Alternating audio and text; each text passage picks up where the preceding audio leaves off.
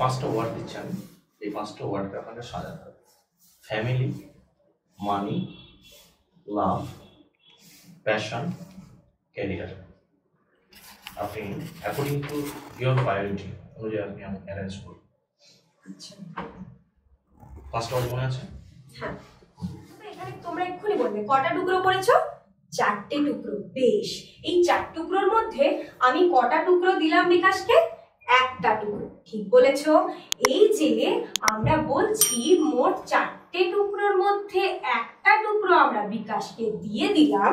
এই যে লেখার পদ্ধতিটা দেখো, একটা দাগ দিয়েছি, তারপরে একটা সংখ্যা লিখেছি, নিচে একটা সংখ্যা লিখেছি। এই সংখ্যার এই গঠনটাকে কি বলে জানো? অঙ্কের ভাষায় এটাকে বলে ভগ্নাংশ। মানে ভেঙে ভেঙে অংশ অংশ করে আমি ভাগ করে দিয়েছি। এটাকে কি বলে? তো অসাধারণ, ফ্যান্টাস্টিক। আপনি সবসময় খুব ভালোই ডেমো দেন। অ্যাড্রেস করা সবচেয়ে ভালো, যেটা হচ্ছে এনগেজ করে রাখা স্টুডেন্টদের, এটা ভীষণ ভালো একটা বিষয়। তো ডেমো তো স্যার যেটুকু বললেন ওটা আপনি প্র্যাকটিস করলে আশা করি আগামী দিনে খুব ভালো, আরও বেটার আমরা পাবো। তবে স্যার আপনার প্রেজেন্টেশনটা এতটাই ভালো যে সেই ভুলগুলো ছাপিয়ে গেছে। হ্যাঁ, আপনার প্রেজেন্টেশনটা এতটাই ভালো, ছেলেপেলেরা আপনি ভুল করলেও কিন্তু ছেলেরা বলে যাচ্ছে না না ম্যাডাম দারুণ পাচ্ছে। আমি আরেকটা গুড আফটারনুন স্যার। কে আপনি ম্যাডাম? স্যার আমাদের পূর্বাশা গোস্বামী। পূর্বাশা গোস্বামী, আপনার সম্পূর্ণ বলুন। আমি পূর্বাশা গোস্বামী, আমি মুর্শিদাবাদ জেলার জিয়াগঞ্জ থেকে আসছি। আমি 2012 সালে উচ্চ মাধ্যমিক এবং 2014 সালে উচ্চ মাধ্যমিক, 2017 সালে বায়োসায়েন্স সাবজেক্ট নিয়ে গ্র্যাজুয়েশন কমপ্লিট করার পর 19-21 সেশনে আমি ডিএলএড ডিগ্রি কমপ্লিট করি এবং 2022-এর ডেট কোয়ালিফাই করেছি। বর্তমানে আমি একটি বেসরকারি স্কুলে শিক্ষিকার চাকরি করছি। বাহ, ভেরি গুড ম্যাডাম। আপনি বায়োসায়েন্স গ্র্যাজুয়েশন কমপ্লিট করেছেন। হ্যাঁ স্যার। আপনি প্রাইমারিতে আসবেন, কোথাও মনে হচ্ছে না এই সাবজেক্টটা পড়ে আপনি যে নলেজটা গেইন করেছেন সেটা ওয়েস্টেজ করছেন? একদমই নয় স্যার। হ্যাঁ, হ্যাঁ বলুন। স্যার আসলে বায়োসায়েন্স সাবজেক্টটিতে রয়েছে জীবন বিজ্ঞান বিষয়টাই। এবার বাচ্চাদের যে আমার বই বা প্রাইমারির যে বিষয়গুলি রয়েছে সেখানে কিন্তু পরিবেশ সংক্রান্ত যে পাখির নাম, তারপরে পরিবেশের নানান উপাদান সম্পর্কে কিন্তু ছোট ছোট করে ধারণাগুলো দেওয়া হয়েছে। এবং যেহেতু আমি জীবন বিজ্ঞান বিষয়টা নিয়ে পড়েছি, তাহলে সেক্ষেত্রে আমি বাচ্চাদেরকে হয়তো বেসিক জায়গাটা থেকে ওদের বোঝাতে বা শেখাতে পারবো, আমি আমার জ্ঞানটাকে কাজে লাগাতে পারবো ওদেরকে শিখিয়ে। আচ্ছা বেশ। আচ্ছা ম্যাডাম, আপনি বলুন কিটোন বডিটা কি? কিটোন বডি হলো একটি বেসিক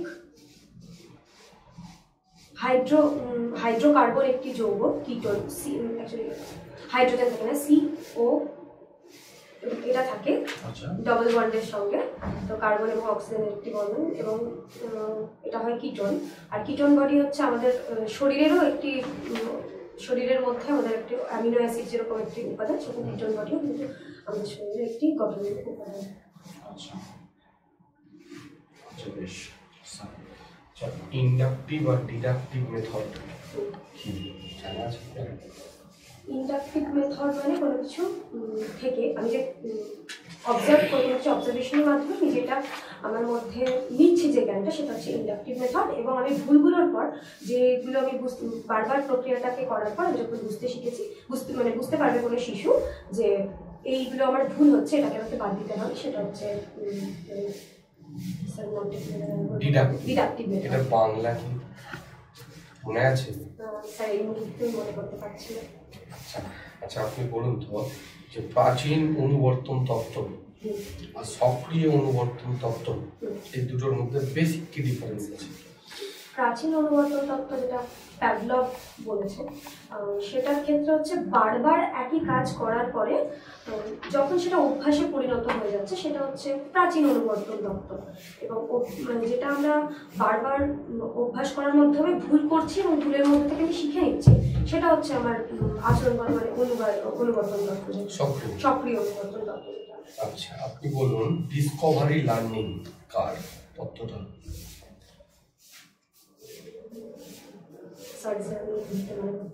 আচ্ছা, মানবতাবাদী তত্ত্ব। মানবতাবাদী তত্ত্ব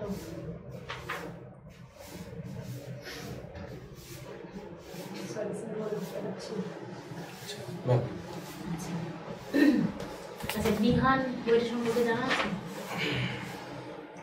আসলে খুব একটা বেশি এই বিষয়টা আচ্ছা, বিহান শব্দের অর্থ? বিহান নাস ম্যাম আমার জানা নেই। বেশ।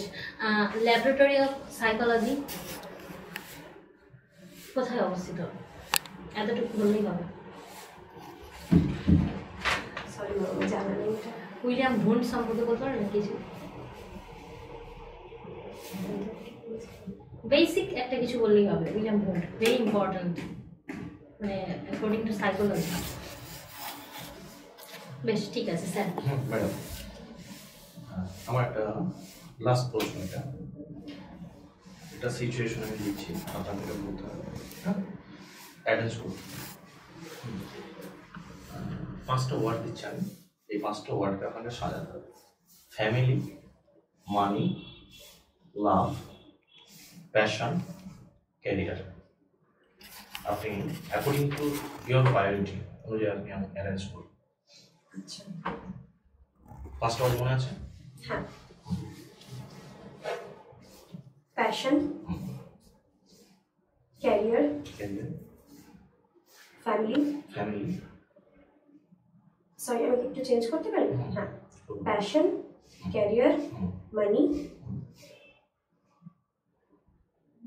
লাভ আছে সব। হ্যাঁ, ফ্যামিলি, লাভ। আপনি একটু এক্সপ্লেন করুন।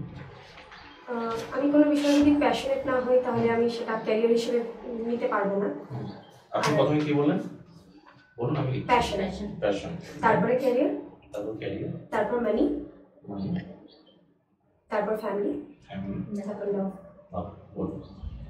কোনো বিষয়ে যদি আমি প্যাশনেট না হই তাহলে সেটাকে আমি আমার ক্যারিয়ার হিসেবে নিলেও খুব বেশি দূর এগোতে পারবো না, সেক্ষেত্রে ক্যারিয়ার। তারপর ক্যারিয়ারটা আমার যদি সেটেল হয় তাহলে সেক্ষেত্রে মানি আসবে, মানি আর্নিং হবে, এবং মানি আর্নিং হলে ফ্যামিলি বিল্ড হবে, ফ্যামিলি হ্যাপি থাকবে, এবং সেখান থেকেই আমার লাভ আসবে।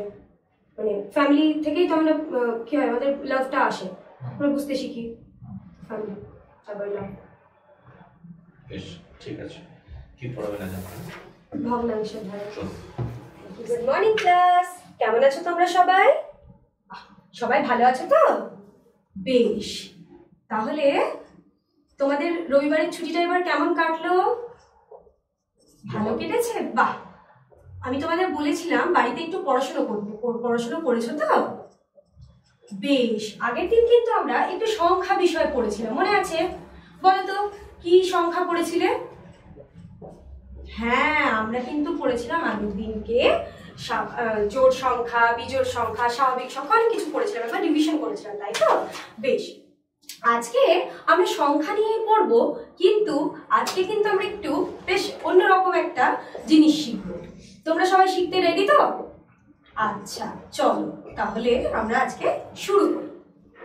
আচ্ছা, আজকে আমি কিন্তু শুনেছিলাম বিকাশের কালকে বার্থডে ছিল, বার্থডে ছিল তো? হ্যাঁ, বার্থডেতে সবাই এনজয় করেছো?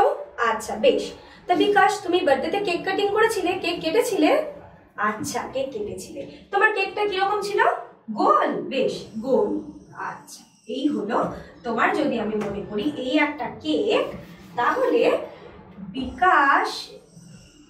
বিকাশ কেকটাকে কিভাবে কেটেছিলে দেখো তো? এইভাবে কেটেছিলে, দিয়ে তারপরে সবাইকে খাইয়েছিলে, তাই তো? বেশ, আচ্ছা, এরকম করে তারপরে তো অনেকগুলো টুকরো করা হয়েছিল, তাই না? তারপরে সবার মধ্যে সেটা ভাগ করে দেওয়া হয়েছিল। ঠিক বলেছ। আচ্ছা, তোমরা বিস্কিট খাও? বিস্কিট খাও, বেশ, তাহলে বিস্কিটটাও কিন্তু আমি কিন্তু বলেছিলাম, মনে আছে তো? সবাই যা খাবে ভাগ করে খাবে, তাই তো? দেখো তো, এটা যদি আমাদের একটা বিস্কিট হয়, দেখো এটা যদি আমাদের একটা বিস্কুট হয়, এই বিস্কুটটাকে আমরা ক টুকরো করেছি? ঠিক বলেছো, আমরা এটাকে 4 টুকরো করেছি। 1 টুকরো, 2 টুকরো, 3 টুকরো এবং 4 টুকরো। ঠিক তাই। এই যে এই টুকরোগুলোর মধ্যে থেকে আমি হয়তো বিকাশে, যেহেতু বার্থডে ছিল, তাহলে আমি বিকাশকে আগে 1 টুকরো বিস্কিটটা আমি দিলাম, এই ছোট্ট পিসটা। আচ্ছা বলো তো, এখানে তোমরা এক্ষুনি বললে কটা টুকরো করেছো? 4টে টুকরো। বেশ, এই 4 টুকরোর মধ্যে আমি কটা টুকরো দিলাম বিকাশকে? 1টা টুকরো। ঠিক বলেছ।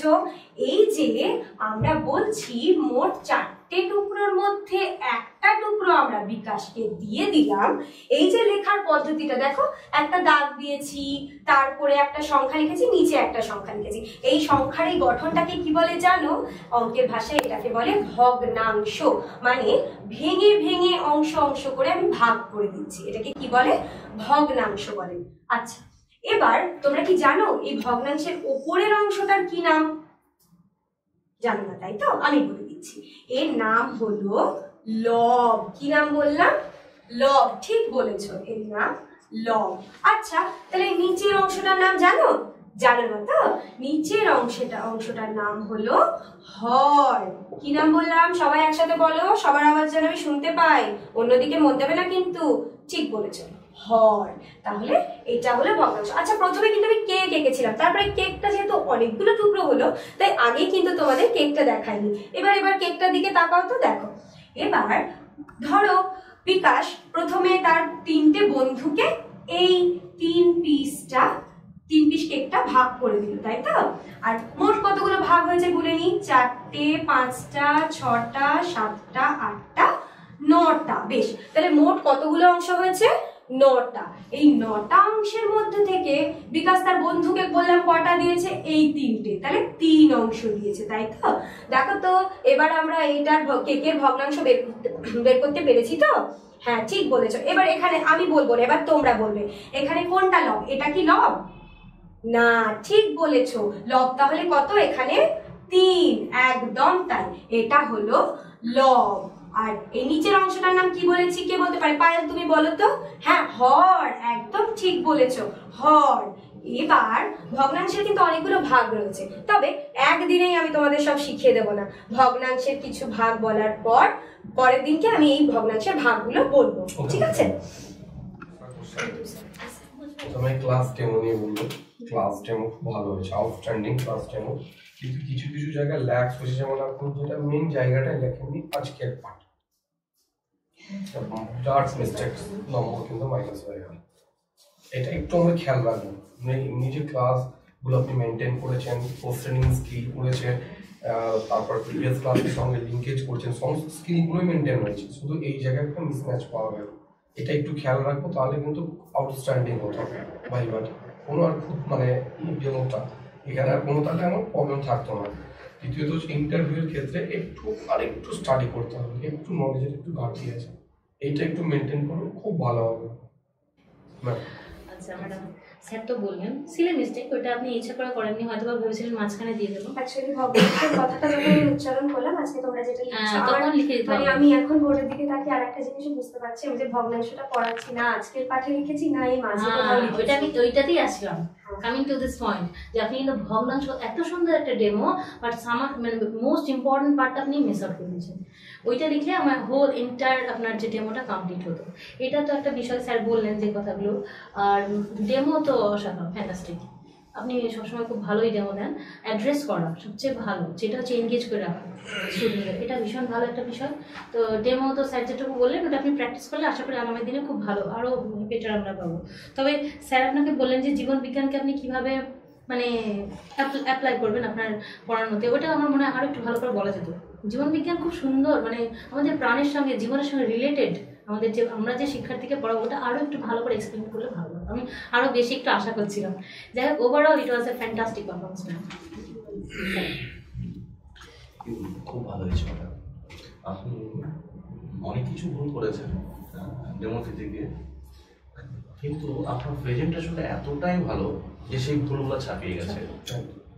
হ্যাঁ, আপনার প্রেজেন্টেশনটা এতটাই ভালো, ছেলেপেলেরা আপনি ভুল করলেও কিন্তু ছেলেরা বলে যাচ্ছে না না ম্যাডাম দারুণ পড়াচ্ছে।